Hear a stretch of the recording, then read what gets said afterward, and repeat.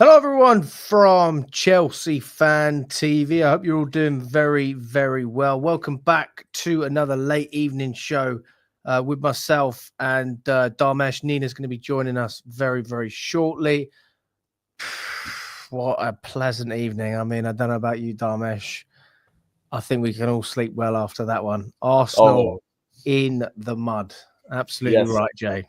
What a perfect way to start off a comment as well. What a perfect stream to come to, man. Honestly, yeah. We said literally off air how gassed we both are with the result. And yeah, man, it's the history of the Arsenal, man. It's the history of Arsenal. So yeah, everyone in the comments, man, just put the French flag or croissant or something like that, man. Put something French related, man. Come on, man. Put something French in the chat. That's what we like to see. Come on. That's it. Any French phrases as well? If you know, you know. Stick some French phrases in there. We can Google translate them later on. No problem. Beautiful. Absolutely beautiful. Le Arsenal have been knocked out. That is what we like to see. Stick that in your fucking baguette. Love that. But yeah, I thought PSG played absolutely brilliant as well. Fair play to them over two legs as well. So yeah, big up to them as well. They're a top team, man. They're a top team. They've got a top manager, great recruitment. Oh, just a well-run club. And to be fair, I totally agree with the direction they've gone in. Like going away from superstars, it's the way forward, man. It's the way forward. Like yeah, no, definitely. And they've got a good mix of a youth as well as experience. Like look at the likes of Donnarumma, Marquinhos, even someone like Vitinha who played in the Premier League before. Then you mix that in with like that Due, that Kvaratskhelia as well. Like they've got a good mix of experience and youth. So yeah, that's really the model that we should have followed. But yeah, it is what it is. PSG saved us all from these pottle jobs. I agree. I mean, that would have been an absolute nightmare if can you imagine? Do you know the thing is though, I wasn't that bothered about Arsenal beating PSG because I'll be honest, I would have got more satisfaction watching them lose the final. Oh, but you know what? I would have been more on edge. I don't know about anyone else in the chat. No, it would have been on edge, but yeah, there's just that part of me that wants them to suffer that little bit more and get that bit closer, but still not do it. Yeah, 100%. But then Arsenal fans will just run the fact that they got to a Champions League final. So that's true. Yeah, that's true, and that's like extra motivation as well. So exactly, fair semi-final. Let's just keep it at that. Enjoy it while you can. Hopefully, it takes another 20 years. I hope you enjoyed your stay in Paris. Now, please fuck off. There you go, Arsenal. Happy days. Big up to any Arsenal fans watching this as well. I mean, listen, we've got to go through all of the latest news regarding the club at the moment. We've got a few different things to go through. Rudiger links, stadium updates as well, contradicting stories from Hansi Wiss and Todd Bowley, according to GB News. We're going to talk about Djugarden as well, previewing the game that we've got tomorrow. Listen, guys, we've got over 70 of you in the building as well. Let's smash that like button and get straight up there. Let's get straight up to 50 likes on the video, okay? If you haven't already smashed the like button, please do. It makes a difference and doesn't cost a penny. We're on 15 likes at the moment. Let's run those likes up. Let's get up to 50 likes on the video. Do it for Arsenal. Arsenal effing it up tonight. Come on, guys, everyone. Oh, do it for Arsenal effing up. Come on. Absolutely beautiful. Saka missed a sitter as well. Yeah, he should have got that one in. That's true. Big up to you, Stephen, as well. We were just talking about French words. If you want to stick some French words in there, go for it, guys. Some French emojis. If you got anything to do with France, put it in the chat. Run it up, people. Run it up. This is Le Heritage. Le Heritage of Le Paris and Le Ars. This is Le Beautiful. Muy beautiful. Oh, that's Spanish. Nah, Très bien. Très bien. Très bien. That's it. Allez bleu. Yes. Coke and fries halo. The epitome of French class. I love it. Big up to Lewis as well. Good to see you in the building, my friend. Big up, my bro. Stephen says Rudiger will beat the shit out of Maresca. Jesus Christ. Oh, my goodness. Here we go. This is what I want to see, Stephen. Tegel. Tegel, Kroenke's Arsenal and Farteta up your that's brilliant. bus. That's brilliant. Yes. That deserves a round of applause, man. Big up, Stephen. Absolutely, Stephen. Brilliant. That is what I like to see, mate. That's what I like to see. Who's saying I'm on mute? Oh, Nobody's on mute. Oh. Can everyone hear us? Sacre Bleu, cigarettes and coffee FC. That's what I like to see. Fantastic. Absolutely brilliant. Have we got any more in there? I mean, so far, Stephen is right at the top of the list there. Tegel. And for those of you who don't know what Tegel means, it means fuck you in French. We went through that the other day. So there you go. All right. I think we've had most of it. And welcome as well to the building, Nina. She is here. How are you doing, Nina? The only team in London with the European Cup. Only team in London with the European Cup. We're the only team in London. Only team in London. Only team in London with the European Cup. Good evening, everyone. How is everyone doing? How are we doing, Nina? Do you have any French words for us after that one? Anything French? Oh my God, I was about to say something, but I did Spanish GCSE, so it was going to be really wrong. Never mind, guys. Fair enough. Au revoir. That's like au goodbye. revoir. Oh yeah. Yes. You've got the most basic one, bro. Au revoir. Bonjour. That's as advanced as my French gets. I would love to say bonjour Conference League to Arsenal, but that's us. Oh dear. Maybe another year. That's true.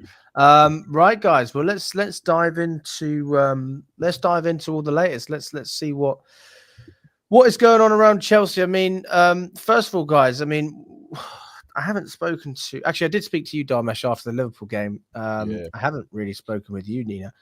I mean, how are you feeling about everything at the moment regarding the club and the situation we're in at the moment? Yeah, I mean, it's easy to say good, obviously, after the Liverpool game at the weekend. Obviously, that was really, really good. And, you know, a lot of sort of rival fans tried to bring us down with it and take away from it, saying, you know, obviously Liverpool were very slow, lethargic. They weren't at their best. They rotated heavily. But, you know, we know our team the best, and we know that we've had a lot of struggles playing cohesive kind of collective football with everyone sort of understanding their role. And I think we did that on Sunday. So I think it's more of a looking in the mirror at our own selves and the way we actually played more than how the opposition actually played. Because at the end of the day, I still said that even though, you know, obviously we had more of the ball, but we still survived that kind of last 30 minutes where Liverpool did actually pose some threat. They did actually play the way they have this season. We were able to kind of repel that danger. And again, would have loved to walk away with a clean sheet, but we didn't. But there's a lot more positives to take. And also the fact that, you know, 3 wins on the bounce, they haven't come as a given since our sweet period. So to get that now at this point when it's so crucial to get results is good, because you can go to St. James's Park having known that you've won 3 games, have a bit of confidence to take there, and then, you know, just play your football. Hello, David. Good to see you. But yeah, feeling positive after that. And can't Bell bottle. Bell bottle. Oh my God, really enjoying it. Don't, guys, because at the end of the day we've got to play Conference League tomorrow. So was anyone else just getting severe FOMO just watching like Champions League all week? Because I thought, you know, we've got to play. 100%. Like, it didn't really feel like a semi-final last week. So I'm hoping tomorrow at least, you know, you get that vibe a little bit. But yeah, no, I've waffled a lot. I'm feeling good right now, but after a win, how can I not? Do you know what I mean? It's true. It is very true. I mean, me personally, like, well, I mean, we've had very lots going on. There's been so much talk about everything that's happening. I think that I was really happy after the Liverpool game. I was happy with the performance. I was happy with the lineup. I was a little bit shocked when me and Dharmesh were speaking and I found out the possession stats. I actually didn't know it was that low. And I was also slightly, I can't say I was surprised, but I was, when I heard what Maresca said after the game about the team not doing what he wanted them to do, but it worked, so he decided not to change it. I was a bit like, oh God, doesn't give me like I wanted to give the guy more credit, but after that I was like, I mean, I still give him credit. I mean, he managed to win, didn't he? So I'll take the positive out of it, but I'll be honest, I'm still a little bit pessimistic going into this season, but I hope we can do it. I really do. I hope we can do it, and I think some players have hit form. And this is a good time to see it. We see Palmer, he played fantastic. Madueke's looking great on that left-hand side. Cucurella, arguably the best left back in the league. We're seeing Caicedo inverting better than any of our right backs would be able to, probably because you're not really a right back if you're in that role, you're a midfielder. And we're seeing Fernandez on fire. So there's a lot of good things going on as well. I mean, Dharmesh, mate, I mean, has anything changed for you now that you've had a little bit of time to reflect since Sunday? No, not much, to be fair to this, bro, because the way I see it is we just have to build the momentum. And for me, like, I always looked at this run and saw Liverpool at home as sort of like a free hit in terms of if we lose the game, we lose the game, because you're playing the champions of England, Liverpool. But the most important ones for me are the Newcastle away game and the Forest away game, because we can actually take points off them and actually kick them out of the race for Champions League football. So I'm more looking towards those games in terms of important. Like, don't get me wrong, beating Liverpool was important and stuff, but if we don't follow it up with a win with Newcastle away, then the win against Liverpool is kind of pointless in a way, should I say, where we sort of back to square one, where we have to rely on other teams to drop points. So whilst it was good for the first couple of days, we do have to lock in now and kick on, really, as simple as that. Yeah, we'll get straight into the news. I know a lot of people are keen to see what's going on with this Rudiger link. May I just say straight off the get-go, I don't make these sources. All right, I'm just saying what I'm seeing. All right, so if you don't like the source, I didn't write this stuff. Okay, I'm just saying what's out there being reported. Let me share my screen with you now. So, according to Football Transfers, Chelsea are exploring a shock move to bring Antonio Rudiger back to London. This is an exclusive that's been written by Steve K. I don't know if anyone knows who Steve K is. He doesn't ring a bell off the top of my head, to be totally honest with you.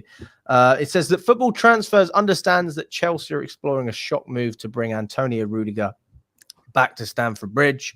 We have been told that the Blues have reached out to the defenders' camp in recent days to be kept informed on Rudiger's future at Real Madrid, with the early groundwork being laid for a potential summer swoop. It says the West London side are understood to be ready to negotiate if given the green light for a move that would reunite the German superstar with his former club 3 years after his painful departure on a free transfer. Rudiger's generally happy at Real Madrid, but a change of scenery could be needed, with sources close to the player informing us that the 32-year-old has become increasingly difficult to deal with in recent months. One source familiar with recent developments revealed it's been tense. He clashed with people in his inner circle, and it's made discussions on certain matters extremely difficult. Most notably, Rudiger is set to have fallen out with his brother and agent, Sar Sensi, just before Christmas. The exact reason for the dispute is unknown, but it became so heated that the Los Blancos star threatened to cut ties entirely. According to this source as well, Chelsea are not worried about Rudiger's personality. Despite the personal drama, Chelsea believe the German international remains a world-class asset. He's a leader, a warrior, exactly what the Chelsea dressing room needs, a club source said. There's no fear about his personality. If anything, that fire is what we're missing. And there may be cause for optimism. Rudiger previously speaking about his affection for Chelsea and London. Real Madrid haven't taken a firm stance yet, but the situation could escalate quickly. In recent months, there have been talk of a potential contract extension. But in light of the players' antics in the Copa del Rey final, which resulted in a 6-game ban, the La Liga giants could reconsider his role in the team.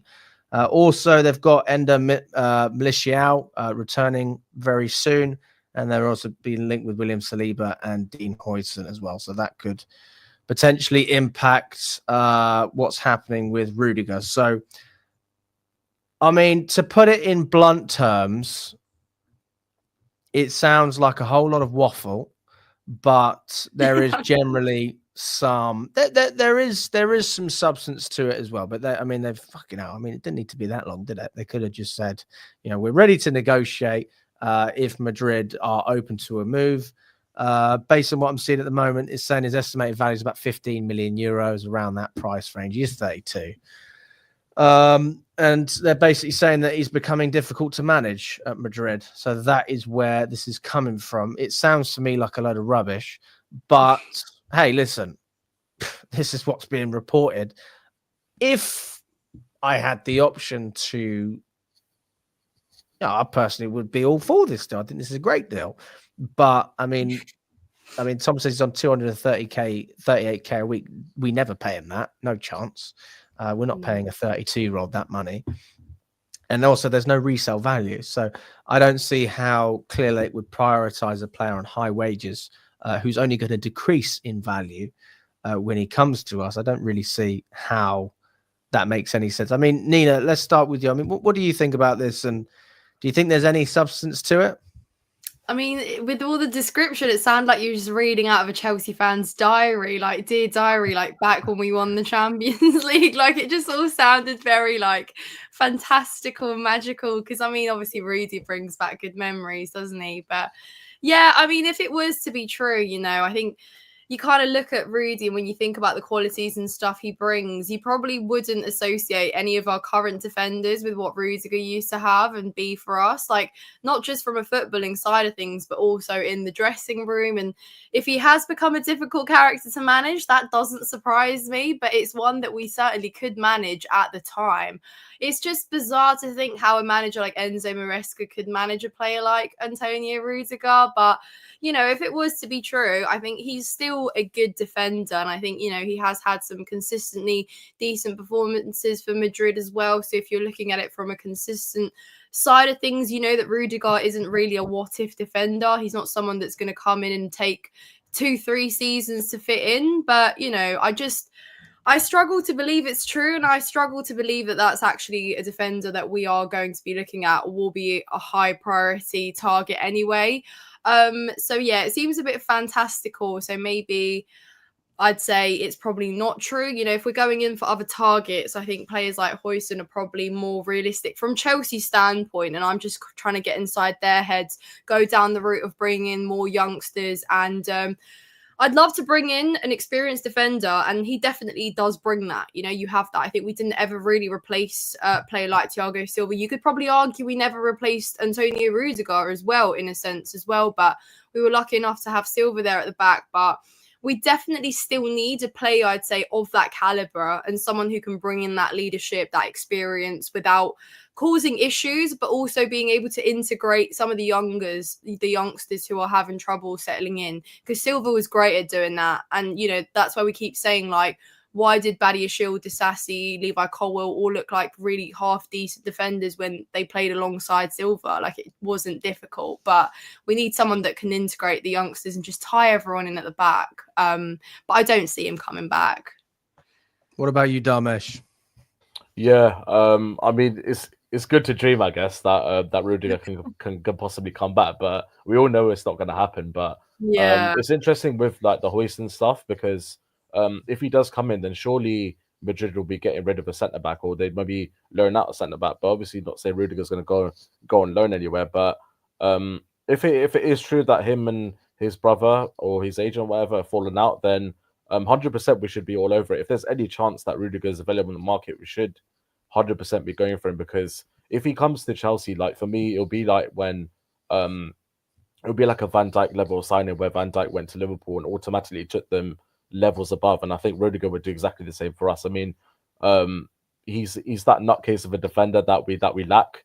We have that, I guess, for Fana, but he's less sort of nutcase than Rudiger, but more of like a bulldozer type defender. So 100% I'm taking Rudiger back. And as Nina mentioned about helping out the other centre backs, I think he'll help out the centre backs massively that we currently have as well, and provide that sort of leadership that we lack, and I guess less pressure on these young defenders to do well. So yeah, all down for Rudiger, but yeah, it's a shame it's not going to happen. But say if we were to put in a cheeky bid, like why not? Why not just put it in and see what happens?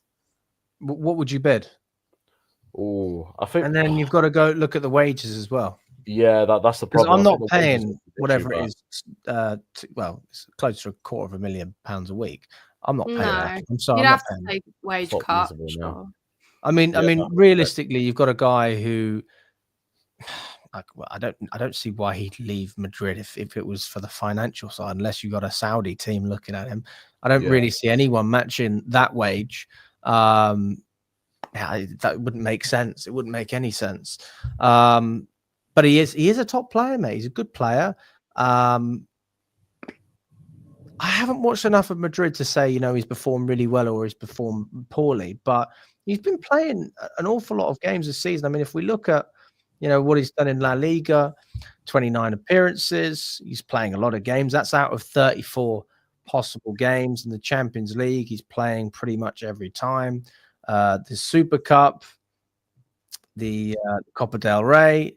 The guy is starting the majority of games for Real Madrid. So he's still a key player for them. And if I'm seeing a player that's starting every week for Real Madrid, they're probably good enough to start for us. And I think he slots straight into the back line. There's no questions asked whatsoever. I do think he was better last season than this season, to be honest with you. But even for Rudiger standards, I think the level he's been this season, I think he's still been relatively good. So yeah, I think that's due to the fact with Madrid's off-field issues and issues with like Carlo Ancelotti and stuff. A lot of problems in their sort of midfield and attack as well. So yeah, for Rudiger, like I said, for Rudiger standards, I think he's still having a decent season. But we all know the quality of play he was for us, especially after sort of Lampard and Sarri season. We saw the transformation, how good he was. I always thought he was good under Sarri, mate. It was where Lampard where we actually really questioned him.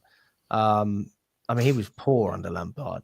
Yeah, it was shocking. One of the worst defenders, man, honestly. But then all of a sudden, Tuchel just rejuvenates everyone, really, like one of the best defenders ever. So, I mean, I saw another comment as well. See if I can find it. Where is it? Because there was something in here that was wrong. I just want to address it. Oh, yeah. It says, I can't see Rudiger wanting to come back to the bridge after being sold off due to his age. That never happened, Steve-O. So he left because his contract expired. But Chelsea actually wanted to renew his deal. But because of what was going on with Abramovich and the government, we weren't able to negotiate a new contract. So we were technically forced. The same story with Christensen as well. They pretty much had the kind of same situation. Yes, exactly the same situation. Although I would argue that Christensen would have never been extended. I think that Rudiger probably would have been extended.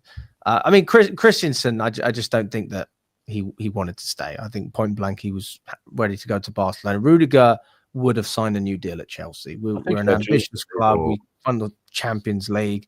He still never won a league title with us. There's plenty to achieve, but that is not the reason that he left because he was sold off. He was never sold. His contract expired, and it was a really unfortunate situation that a lot of Chelsea fans, like myself, will obviously be unhappy about. Go down as one of the best centre-backs in recent memory. Which is it's just got this character about him, a bit like David Luiz. I mean, I remember when they were both playing together. I mean, that's character. And now sometimes I'm looking at the back and I'm seeing Colwell and Tosin and Fofana, and I'm like, bro, do you know what I miss? I miss Rudiger taking shots from like 40 yards out, and yes, true. He just gets to bomb halfway down the pitch and just have a go, mate. Literally. And his high leg run as well, the signature. Oh, I love the high leg run. He used to do so much stupid things, but we loved it. It was so entertaining. Yeah. So overall, guys, are we saying thumbs up or thumbs down on this deal? What would you want? Forget what you think will actually happen. What would you want? I would say, yeah, I'd take him, but I don't think it's going to happen. And also, I think some things are kind of like, some things will never be how they were in the past. And let's not forget, it's a totally different Chelsea that he's going to come back to. Like, nothing literally is the same. And it's hard to see how he actually kind of is going to be happy here in the sense as well. Like, I think Rudy would probably look to want something else. Like, that sentimental thing they hang on to, that's gone. I've just seen this as well. Did you see the did you see what PSG did to Arsenal before the game? No, Yeah, something about Saka. They put a tifo of Saka, right? But that was fake. Is that fake? It's fake, yeah. Oh. So I think a lot of people thought it was real, but it's fake. That was real for a second. I was like, oh my god. Okay, should have done that, man. Oh, I would have rated them even more if they did that. Honestly, that'd have been mad. Fair enough.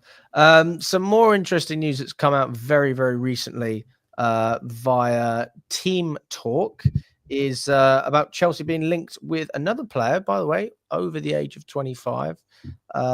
Let's get it up on here. It says Chelsea are particularly keen on 29-year-old Leverkusen striker Patrick Schick and are battling Man United to agree a deal with the player. United are obviously, I mean, they need to improve a hell of a lot. I mean, what do we think about this one, guys? I've never heard his name being linked with Chelsea, so this is a first for me. No, I'm more shocked at his age. Yeah, same. Yeah, 29. I mean, it's mad, isn't it? Why are we being linked with that? That's mental. I swear he's been linked to every single club like possible. This Patrick Schick guy, he's been around the block for ages, but yeah, I can't lie. He's the first one that goes on sale every window. Yeah, so it's so true. Like you see links with like Patrick Schick every sort of transfer window, but this guy never ever moves. So I don't know. I personally wouldn't take him at Chelsea. I think we should be looking at better quality strikers. Like I mean, he has scored 25 goals in 43 games. It's not bad. It's not bad, but I think I'm put off buying from the Bundesliga from like now. So. Yes, can we stop doing business with the Bundesliga for now? Unless you're Man City, you get it right every single time. But yeah. So no, that's a big thumbs down. I mean, according to this particular source, it says that United are battling hard for him. They're also looking at Jonathan Tah, who we can also speak about because I would absolutely take Jonathan Tah, who's a centre back, by the way. For those of you who don't know him, I think Jonathan Tah would be a great player to bring in. So I mean, forget Patrick Schick. For me, this is my dream scenario. We've got to talk about Dean Huijsen as well, because there's a little update there. But I would sell Tosin.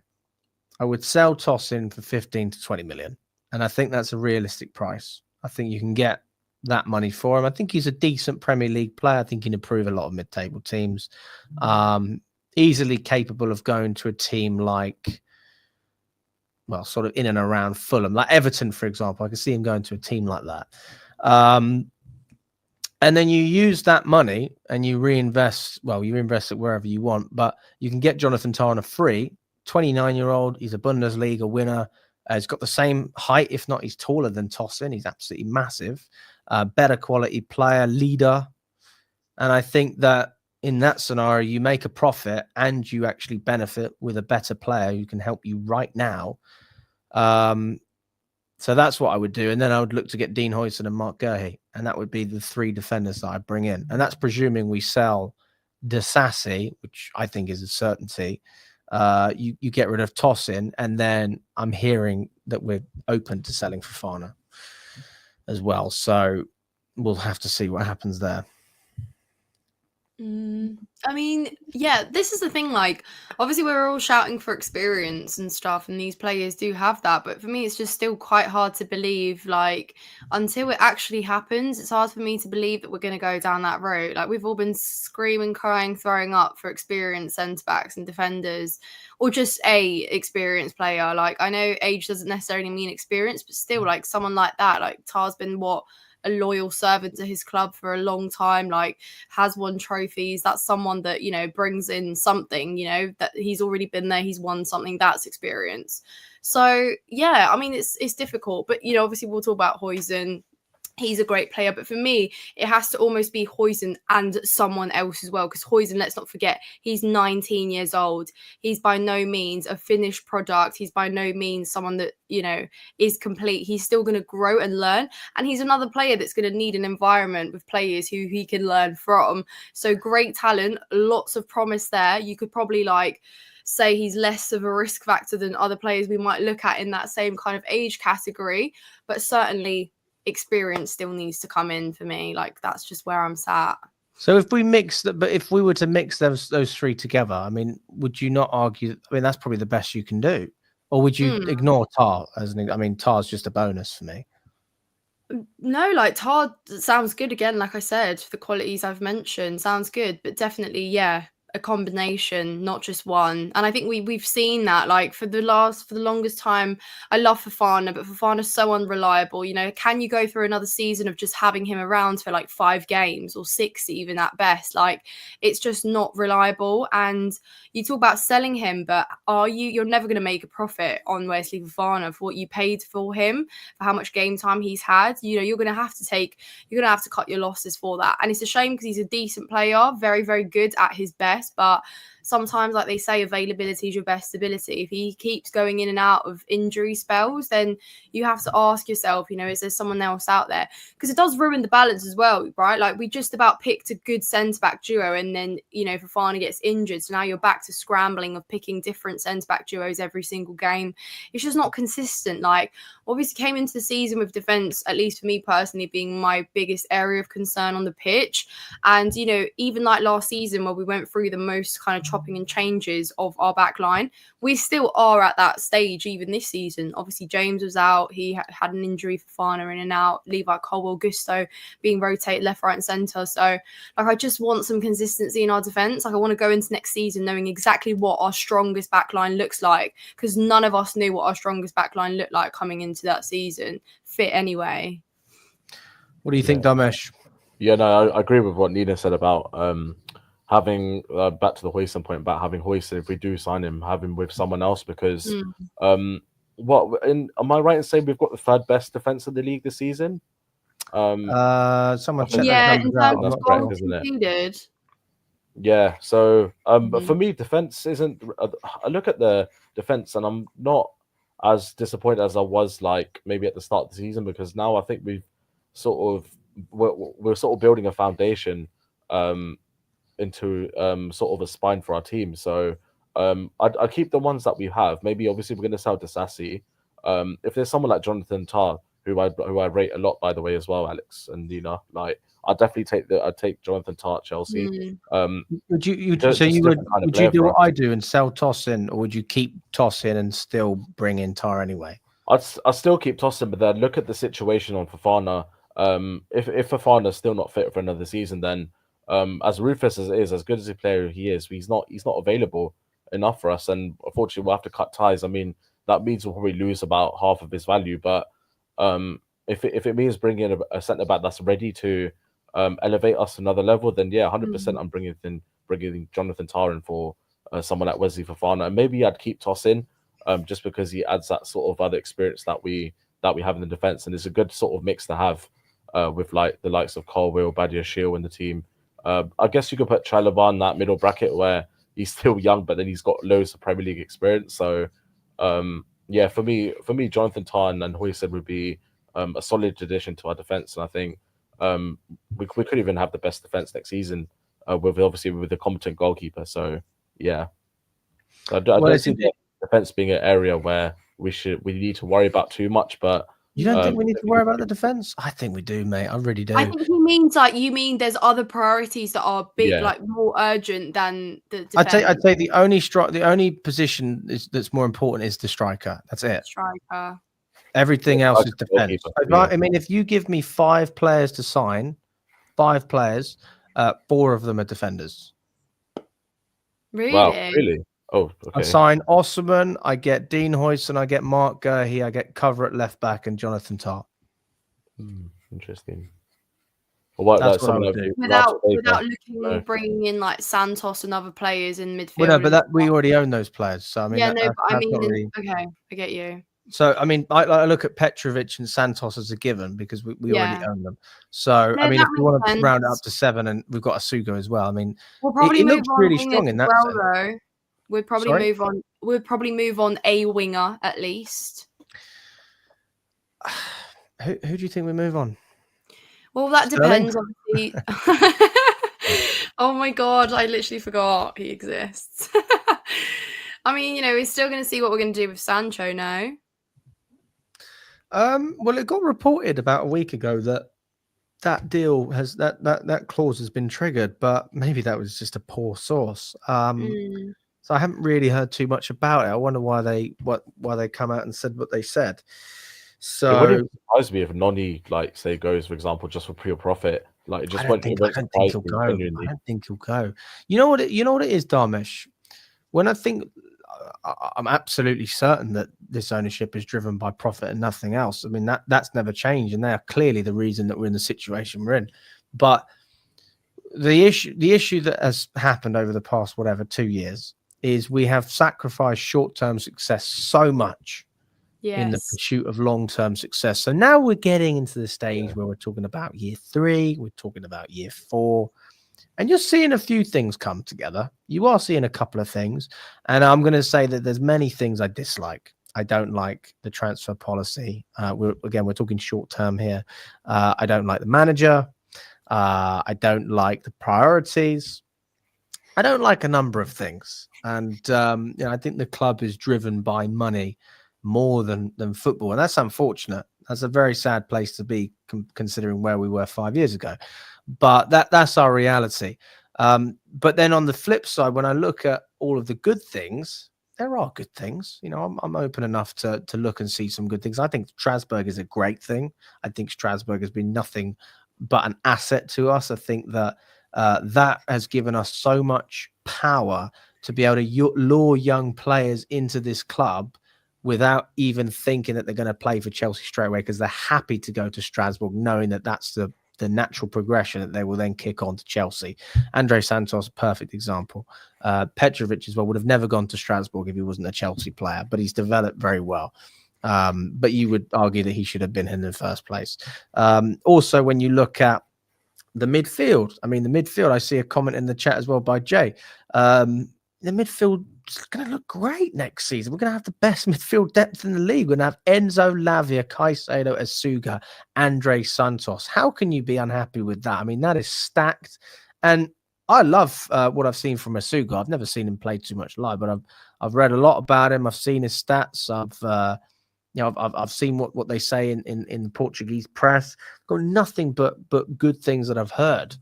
So that it seems like a really intelligent signing, to be honest, when you're looking at cover for Caicedo. So if we're able to do that in multiple positions, that's fantastic. But again, when we look at our midfield, is it a surprise that we have a great midfield when we bought Enzo Fernandez, a World Cup winner, Caicedo, one of the best and most in-demand midfielders at the time when we bought him, Lavia we bought for 50 million. We were spending big money on these players, and these are players that were already established to an extent. They proved themselves in the league.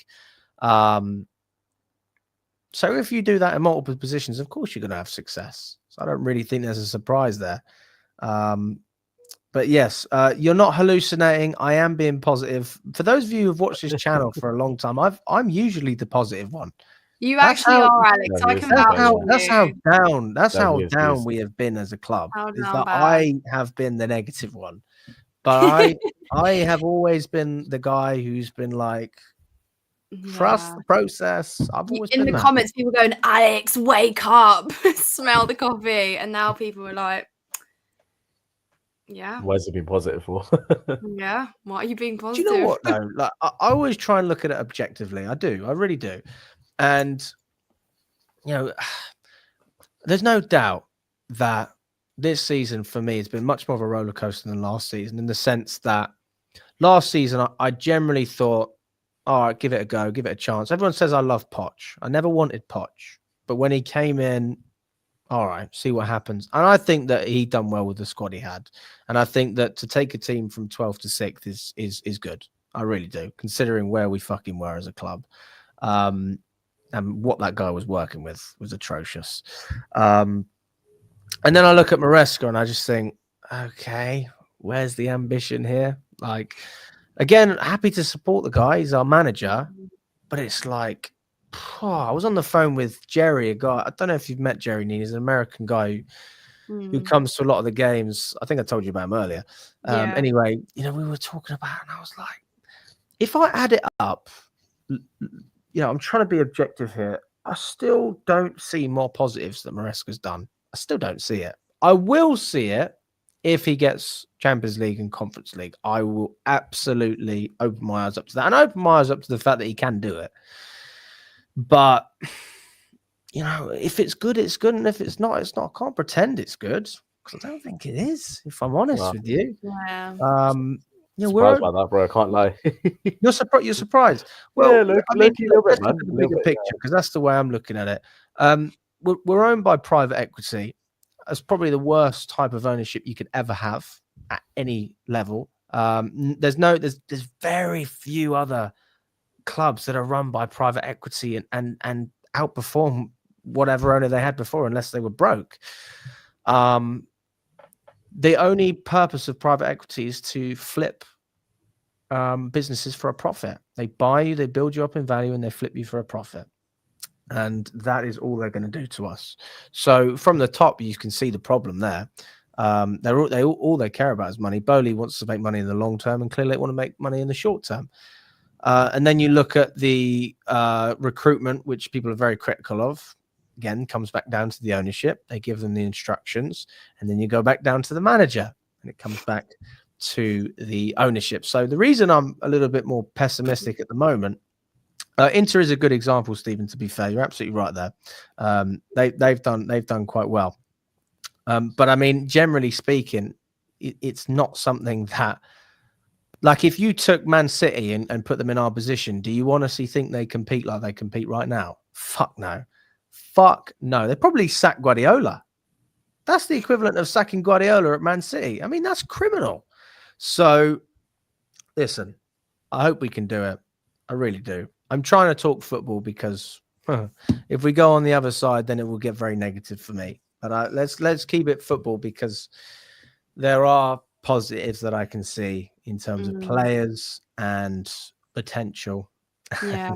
But I don't think it's crazy that, like, because I said this as well, like, I'm happy, obviously we've won and stuff, and it's good being optimistic and positive about the team, but it is also not wild to just be able to say, like, Maresca has a very thin CV coming in. There's not that much that can fill you with promise, and it's not like you've got like an Ancelotti walking into the club for you to doubt him as much. Like, do you know what I mean? Like, of course he won the championship, but still very, very thin CV managing in English football. It's not wild to think that maybe him coming to Chelsea is a very difficult job, and that he might not actually do that well or take us to the heights that we as Chelsea fans really miss being in. And that can also be true. Do you know what I mean? And like, at the moment, it's just these are the kind of managers that we are going down the route of getting, like managers that have shown some potential, have maybe managed a little bit in English football, and maybe have developed some sort of certain players. But overall, it's not crazy to think, oh, well, what happens when we do get to the Champions League? Like, is Maresca going to be able to manage the squad and have them playing to their strengths? But, that's a whole nother problem that we'll get to when we get there. Do you know what I mean? But it could still be true that Maresca, maybe this is going to be, and I'm not coming from the future, I don't know, but it could still be a massive job here that he can't really prosper or take us where we want to be. So that's not a wild thought to have. I think that's why me and you, Alex, have been quite realistic this year and said a lot of the time we always say you can't keep sacking and changing the manager, but ultimately it can also still be true that the manager you just currently have isn't necessarily good enough for the dreams that you have and the ambitions you have for your club long term. That could also be true, but I guess we'll live to find out. But you do just have to back him at the moment. He is our manager. If the owners are behind him, like, we'll get behind him. But he's not exactly walking on Champions Leagues and European trophies and domestic trophies for you to say, actually have faith, we could be all right. So we'll just wait around and see, because at the moment it's just a bit of blind hope, isn't it? I think that's, Go on. But just to add as well, I think that's why I'm that's what I'm sort of impressed with what I've seen, like overall as a season from Maresca so far. Obviously, like I'm not going to ignore the past few months. It's been obviously dreadful in terms of results, Yes. performances. Like I'm not going to ignore that at all. But overall as a season, like Maresca's got us competing again for the Champions League, where last season realistically we weren't really in a Champions League fight, to be honest with you. Like for me personally, anyway. And considering this is Maresca's first ever Premier League job and his second ever managerial job, I think he's done okay so far. Obviously, the end results will determine all of our opinions on how he's done over the season, because it could be very good, where we obviously finish in the Champions League and we get a major trophy at the end of it, or it could go the other way, where we finish say 6th or 7th, where we're back to square one from last season. So have we really improved? So yeah, I think at the moment I'm impressed with what Maresca's done overall as a season. Definitely rooms for improvement, 100%. There's the like no excuses for the past few months for him. You can't use the injuries excuses. You can't use the goalkeeper situation as an excuse, because he's sort of what's the word, contradicted himself in terms of what he said a few times with regards to the goalkeeper situation, and even A few times. My God. Yeah, or from memory, man, for a few times. Yeah. But yeah, for sure. Like the road's obviously not going to be the smoothest at the moment. So yeah, overall, I'd say yeah, he's doing okay so far. But yeah, let's wait and see the end result, really. Yeah, I mean, listen, I'm all for being proved wrong, and I got no problem apologizing either. If I think Maresca proves me wrong, no problem. I'll hold my hands up. I'll apologize. Interesting as well about the game today from Arsenal and PSG. Egbali was there. He was in the stands. He was watching this game. Interesting. I wonder why he was watching it. Maybe. Why do you think he was there? I don't know. A day out in Paris to watch some good football for once. What, Tuchel? Yeah. No, not Tuchel. Egbali. Oh, sorry, I wasn't listening. Whoops. Egbali. Oh, yeah, just to trip out, enjoy his day out. Man's got billions at his disposal. It's not even his own money. He's managing other people's money, but probably got friends. There we go. Listen, we've heard from Todd Bowley as well. Obviously, I spoke with Hansi Viss after the game. There seems to be contradicting reports based on what I've seen. I was sent a link today by Jerry, and it was GB News. Those of you who are not in England, GB News is a big sort of news platform. They don't really do much with sport. It's more politics and sort of general news, stuff like that. But they actually reported what's going on with the owners, Bowley and Hansel Viss, talking about the stadium plans and contradicting themselves. I was a bit gutted they didn't give me credit for it, but I was like, all right, fair enough. Right. They said that Chelsea's stadium saga has taken a new twist as co-owners Todd Bowley and Hansel Viss have publicly revealed starkly different timelines and perspectives on the club's future home. While Bowley recently suggested fans might need to wait until 2042 before moving from Stamford Bridge's fellow co-owner Wiss has expressed frustration at the lack of progress. The Swiss billionaire, who's largely remained out of the public eye since the Clear Lake Capital Todd Bowley Consortium purchased the club from Roman Abramovich nearly 3 years ago, broke his silence after Sunday's 3-1 win when Alex, the legend, interviewed him. They didn't say that. I wish. His comments have exposed apparent divisions in Chelsea's boardroom over the stadium's future. Bowley, though, this is what he had to say. He said, when we originally bought the club, we agreed that we had a 15 to 20 year period to figure it out. And that's what he told Bloomberg. So I always thought when Bowley was talking about that 15, 20 year period, he wanted to get the stadium built within that time. But now it seems like you've got to wait that long to even start having that conversation. Mm. The saga goes on, man. Just can't be asked for it anymore, honestly. I If said I'm to you, honest, bro, though, Dharmesh, do you not think, like, if you're going to wait that long, why don't you just redevelop Stamford Bridge? Yeah, it's true, because by the time we get to that point, we'll probably need to move anyway. So, I guess it makes sense to re-expand and get obviously more fans and more seats and stuff. But yeah, by the time that 2042, 2050 comes, man, like, who knows if there'll be like any sort of land around the building, because with the Earls Court development, like, something else might come in that the council sort of prepping now. So we don't know what's going to happen, man. But yeah, just so sick of the stadium stuff, man. Honestly, it's just been going on for years and years and years and years. But whether actually something happens, I very much doubt it, and we'll be staying put, I think, for a very long time. Yeah. What do you think, Nina?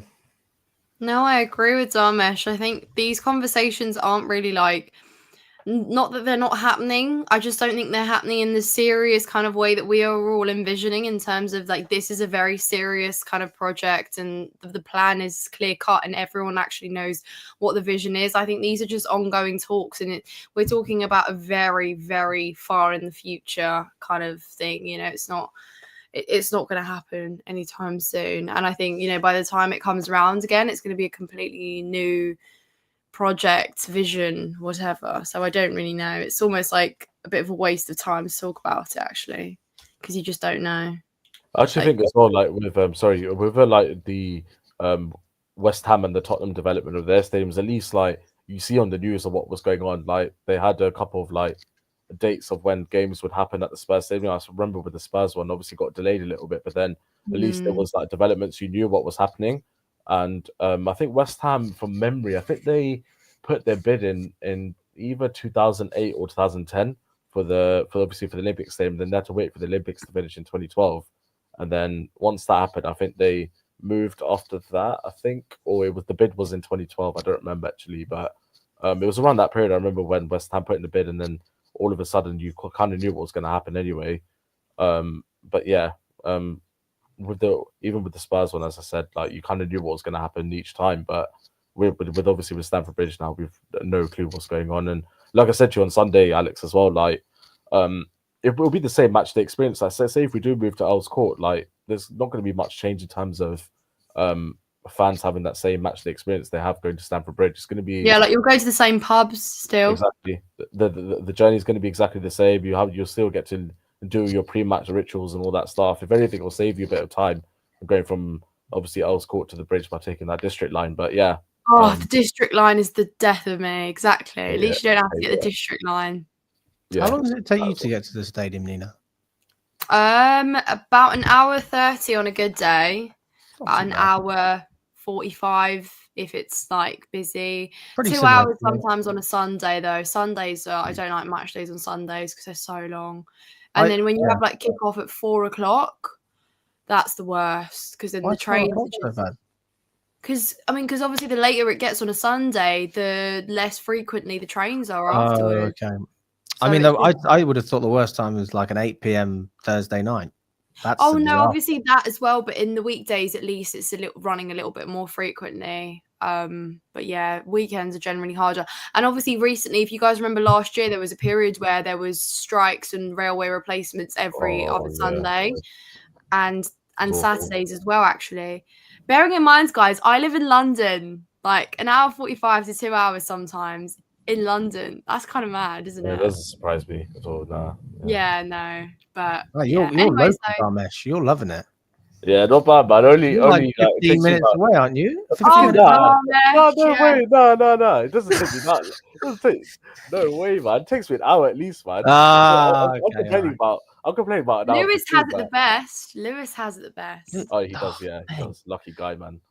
Hammersmith is a prime location. That's a great location. To be fair though, Dharmesh, you're close to the studio, so Barnes is an easy one. Yeah, exactly. Hey, you should come down more often. That's an easy drive. Yeah, bunk off an hour and a half from work, can't you? I'm sure they'll. I wish. Get those KPIs up or whatever it is you need to do. If you write me a sick note, bro, it will be all good. There you go, mate. Dr. Alex. Dr. Alex in the chat. That's it, bro. I've diagnosed you with Chelsea syndrome. He needs a week off. No, fair. I mean, listen, me personally, I think Earl's Court is the best option. And that's kind of going against what's in the best interest of me as well, because I just bump into people all the time at the bridge. All the time. I mean, we see, God, since we've been there, I've seen Bowley many times. We've seen Egg Barley. I got to see this. I remember Aubameyang when he signed, he walked past. Petr Cech was there last year. John Terry's been. You see I loads can't of remember people. seeing Czech. I can't remember that. Oh, Terry, yeah, I've seen him. Terry's been a few times. Jason Tuchel. Kundu come on as well. Like, he spoke to us. We've had some good ones. We've had some really good ones. So that's a nice spot. That's like a selfish point of view. They're staying at the bridge, but from what's best for the club, I think that you have to open your eyes and say that's probably the best thing for what this club needs long term. Earl's Court fits the bill. You've got a lot of space. You've got a lot of potential. You can expand. I mean, we're talking about 60k. You can add another 20,000 at Earl's Court. You can go to 80. So, why would you want to be anywhere where, you can't progress? It's like getting a relationship but saying you're never going to get married. I don't really see the point. Do you know what I mean? I don't know. Or I'm never going to have kids. Although I don't understand. No, that's probably not a great example. But you know what I mean? Like, we get it. You know what I mean? Yeah, continue. If I go into a restaurant and only ordering a starter, why are you going there? There we go. It keeps coming. Yeah. Just we get it, Alex. Sorry. That's true. Or something like olives and stuff like that, isn't it? You get olives. Is that what you get? Olives aren't even a starter. They're just like a picky bit on the table. That's it, the picky bit. That's it. Yeah. Tapas, mate. Tapas. Yeah, tapas. That's it. If I've had a good month, then I'll get a bit of tapas in there. Good month. Oh God, I can't. I've got a little bit more for you guys as well. Just regarding our transfer scenario. Kieran Gill coming out saying those being targeted by Chelsea would embrace their existing wage structure. That is not easy to say. Wait. That is not to say it is so strict that it cannot be broken for a big name. I'm assured they would do so if they encountered an opportunity too good to turn down. That sounds like PR to me. I'm sorry, that just sounds like an 11-year-old Chelsea fan wrote it. It's just like, dear diary, today I want Chelsea to go out and sign Victor Osimhen, break the bank, break the wage structure. No. I'll be honest with you, like the fact that he says, I am assured they would do so if they encountered an opportunity too good to turn down. We have been assured for the last, 2 years by these journalists that things are moving in the right direction. Everything's going to be great. We still haven't won a trophy. We haven't been in the Champions League. So I really struggle to take this stuff seriously. I struggle. Get the Mac involved. That's right, mob. Where's the Mac? I need some Dubai owners. They've got money. But it's not going to happen, I'm afraid. But I wish it would. I mean, is Osimhen that name? Is that the name? I mean, if we're not breaking the bank for Osimhen, who are we breaking the bank for? No one. Literally no one, yeah. Yeah, I tried to bring names in my head, but yeah, Osimhen's obviously the one that we were linked with last season, and obviously he supposedly wants to pay for Chelsea and stuff. All this stuff with John Obi Mikel trying to get us to sign him and stuff. So that would be the marquee sort of signing for us. But yeah, I'm just trying to think anyone else. I mean, yeah, no, Osimhen's probably just the one that we'd actually have to break the bank for. But or maybe Gyökeres. I don't know what his wages will be like, but someone like a Gyökeres as well. Gyökeres, Isak. There you go. That's the name, Isak. It's never going to happen. At Newcastle, 150? Yeah, something like that. I think they'll probably ask that much for him, especially if they don't get Europe. Or naturally, they're on Europe. I forgot they won the Carabao Cup, didn't they? Well, even Europa League, you're gonna struggle financially. Champions League is such a massive difference in terms of the money coming in. What is it that every team gets paid for just competing in the Champions League? Is it an extra 20 million or something like that? Extra 30 million? It's quite a lot. I think it's a big gap. It's quite a lot, actually. Yeah. I mean, that basically covers your elite player wages. Let's just put it like that. You're covering some serious wages by getting into that competition. Just by finishing in the Champions League, you pay for Osman's wages, and you're able to give everyone in the squad a 30% pay rise. Most of them have those incentivized deals. Apart from, what is it, Nkunku, Fofana, and Cucurella. Those are the main ones that are popping into my head. They don't have that clause, but everyone else will get a nice pay rise. So you'll see Palmer on near enough 200 grand a week. And we look like a serious outfit paying proper money, because these are top players. They deserve to be paid top dollar.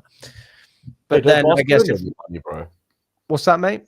Don't Barcelona need money? We'll give them money. They give us Yamal. That's it. Sorted.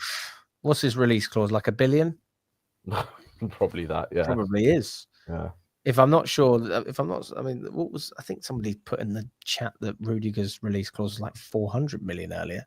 That actually could be true as well, because in La Liga, you have to have those weird release clauses. That's like a rule, isn't it? Everybody's got a release clause. Oh, no, I didn't know that. No. I don't know. I don't know if that's true. I just saw it in the chat. But hey, we'll see what it is. Oh, so Champions League is nearly 40 million. Arsenal made over 60 million in Champions League additional revenue. Tickets, advertising. Oh, that's big, boy. That is big. That is a lot, to be fair. Massive, mate. Yeah. So an extra 40 mil plus the Club World Cup. We've still got plenty of money to spend. And that's why I read that article from The Athletic earlier on. A couple of weeks ago, whatever it was, talking about how Chelsea still have all this financial wriggle room. And I was like, I thought we were done. We've taken out all this debt. We've got Aries management that we owe money to. We owe money to the banks as well. We've got subordinated debt, which is going to creep up in interest every year. That's just going to stockpile and go up and up. I'm just thinking, where's the money coming from? And how do we think we're actually going to make a profit if we keep borrowing and not being profitable as a club? Because Chelsea's not profitable yet. So who knows? Let me know what you think in the comments, guys, as well. We've got over 140 of you in the building. Let's get up to 115 likes. We're on 91. Smash the like button if you haven't already. If you've enjoyed the show with myself, Nina, and Dharmesh, let us know. Stick a thumbs up on there. We've enjoyed having you all on here. As always, another great evening show. Dharmesh, mate, where can people find you if they want to check you out online? Yeah, so you could check out my Twitter or check out my Twitter or Instagram or from the shed, and that's it. Where I feature on there, do matchday vlogs. So yeah, that's it. Awesome, dude. What about you, Nina? Nina's Chelsea Corner on YouTube, and I'm also on TikTok, Twitter, Instagram, all of the shebang. It's all linked on the YouTube page. Subscribe, guys. Thanks. Beautiful. Well, listen, big up to everyone. Appreciate your time if you've watched for the whole show. I will be back on tomorrow lunchtime with you, Nina, if I'm not wrong. Are we going to be on together? Yeah. We're going to be previewing the Djugarden game, because I'll be honest, we didn't fucking speak about it once. So apologies. Oh, yeah, we've got a European semi-final tomorrow, by the way. I mean, how bad is that we didn't even Nobody cares. There is that little interest in the game. Are Dharmesh and Dan related? No. I wonder what makes you think they are, Stephen. Where's the similarity? I'm not sure. There you go. Each of their own, Dharmesh. I don't even know who Dan is. Dan, do you know BDB Dan, the channel? BDB Maybe Dan? it's the beards. Maybe. He has got a beard, mate. Go get a trim, man. Go get a trim soon, man. A trim for Roclo, man. As soon as you make Roclo, that's it. On that flight, I'll see you in Poland, my friend. I'll see you in Poland. Listen, big up to everyone. Really appreciate your time, guys. As always, hope you enjoyed the stream, and we'll catch up tomorrow.